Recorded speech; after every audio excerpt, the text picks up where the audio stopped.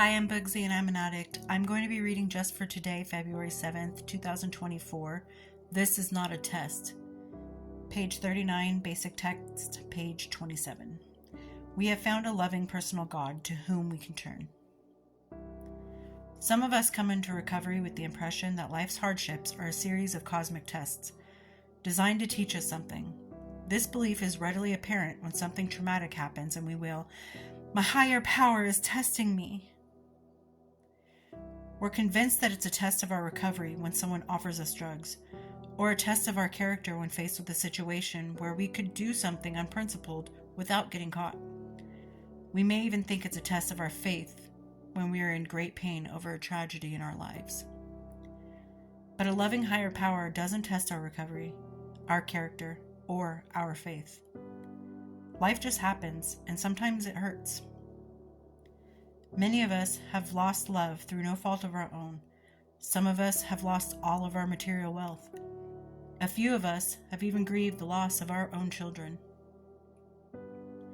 Life can be terribly painful at times, but the pain is not inflicted on us by our higher power. Rather, that power is constantly by our sides, ready to carry us if we can't walk by ourselves. There is no harm that life can do us that the God of our own understanding can't heal. Just for today, I will have faith that my higher power's will for me is good and that I am loved. I will seek my higher power's help in times of need.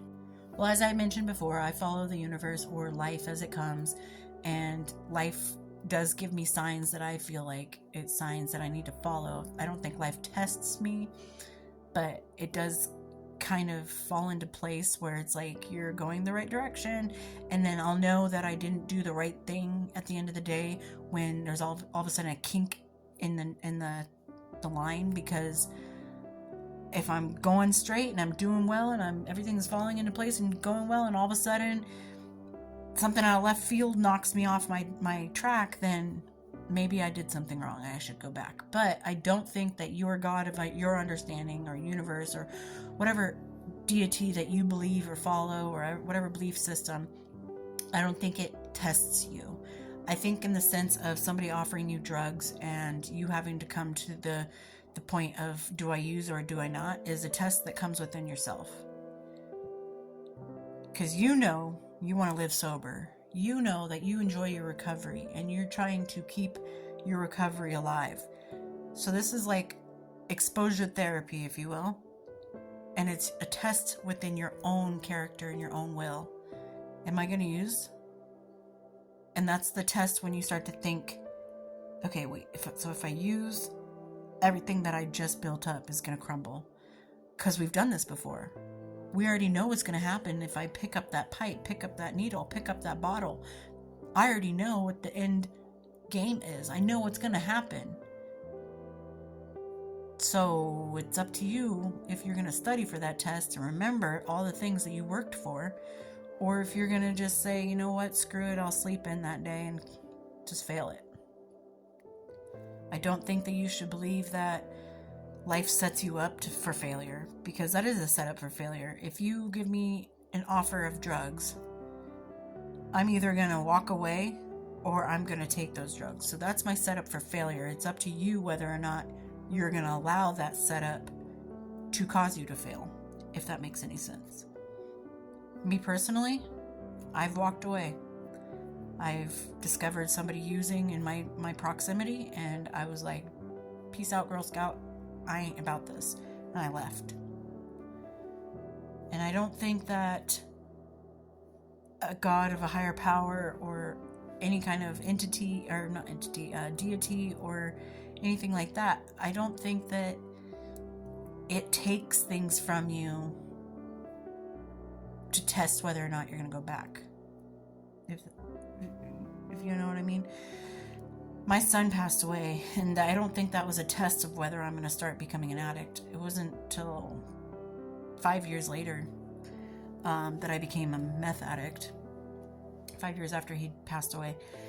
And I don't think that was a test to be like, oh, I'm gonna kill off her baby. Let's see what she does with that, because I don't think that's how life works. Me personally, I don't believe it.